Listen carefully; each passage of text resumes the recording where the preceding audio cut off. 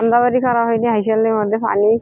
পরে মুরগি টুরগি নিয়ে কি অবস্থা, কি এখন গোছাই কি না করি, মাইজা টেজা নিচ্ছে, ঘরের বেড়া গুড়া নাই, ধোয়া খুঁজে পড়া ধরছে, কলে ভার তলা গেল, পানি আনবার যাহারি না, কি খাই এখন কি না করি। তো হয়েছে গতকাল মাগরিবের নামাজের পর পানিটা দেখি নদী উছলে আসতেছে, দেখে চলে গেলাম, অল্প অল্প আসতেছে, মনে করি এবার বছর ওরকম বন্যা হয় নাই, হয়তো অতক্ষণ সন্দেহ করিনি। কিন্তু আমি গেছি ওদিকে একটু এক জায়গায় গেছিলাম, সেখানে যা আসে যে সেখানে পানি উঠছে, যে জায়গায় কোনোদিন পানি ওঠে না। আমি দেখে চমকে গেছি, কী ব্যাপার।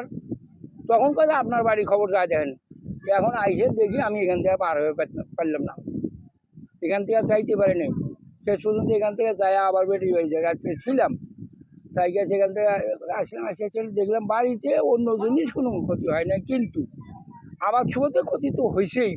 তথা বাঁধের এই ইয়েতে এই জায়গায় মাটি খুঁড়ে গেছে, সামনে মাটিতে খুঁড়ে গেছে, ওটাও আমাদের, এই পিছনে মাটি খুঁড়ে গেছে, খুঁড়ে গেলে আমাদের অনুপযোগী হয়ে গেছে। দর্শক, তিস্তা নদীর পানি এবং তিস্তার বন্যার খবর জানাতে আবারও সংযুক্ত হয়েছি আমি, মাসুদ বাবু। আপনাদেরকে জানিয়ে রাখতে চাই যে গতকাল থেকে যে তিস্তা নদীর পানি বাড়তে শুরু করেছে এবং তিস্তার দুই তীরে হাতীবান্ধা উপজেলার যে ধুবনি এলাকা রয়েছে, যে পানি প্রবেশ করেছিল সেই এলাকায় কিন্তু এখন পর্যন্ত পানি প্রবেশ করেছে এবং একটি বাঁধ ভেঙে যায়, এবং এই বাঁধ ভেঙে যাওয়ার যে ধুবনি এলাকা রয়েছে, ধুবনি এলাকার প্রায় 1 থেকে 1,500 পরিবার কিন্তু পানিবন্দী রয়েছে, এবং এখন পর্যন্ত এটি কিন্তু মেরামতের কাজ শুরু হয়নি, এবং যে পরিবারগুলো পানিবন্দী রয়েছে তারা কিন্তু অনেকটাই বিপাকে পড়েছে, এবং রাস্তাটি ভেঙে যাওয়ার কারণে যারা সাধারণ শিক্ষার্থী রয়েছে, এলাকাবাসী রয়েছে, তারা কিন্তু চলাচল করতে পারছে না। এবং ইতিমধ্যে আমরা যারা এলাকাবাসী রয়েছে তাদের সঙ্গে কথা বলেছি, আসলে তাদের বাড়ি ঘরে পানি প্রবেশ করার জন্য তারা কিন্তু রান্না বান্না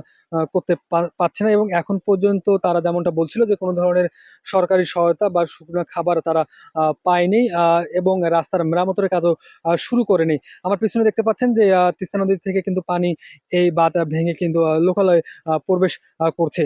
আমরা ইতিমধ্যে যে উপজেলা নির্বাহী অফিসার রয়েছে শামীম মিয়া, তার সঙ্গে কথা বলে তিনি জানিয়েছেন যে খাবার এবং এই বাঁধটি এবং রাস্তাটি মেরামতের উদ্যোগ গ্রহণ করা হয়েছে এবং অতি শীঘ্রই এটি কাজ শুরু হবে। এবং অপরদিকে আপনাদেরকে আমি জানিয়ে রাখতে চাই যে তিস্তার দুই তীরের মানুষ আমাদেরকে যেমনটা বলছিল এবং এলাকাবাসী যেমনটা বলছিল, তারা আসলে ত্রাণ চায় না, তারা চায় তিস্তার দুই তীরে বাঁধ হোক এবং তিস্তার মহাপরিকল্পনার বাস্তবায়ন হোক। এই ছিল তিস্তা নদীর পানির সর্বশেষ এবং বন্যার সর্বশেষ খবরাখবর।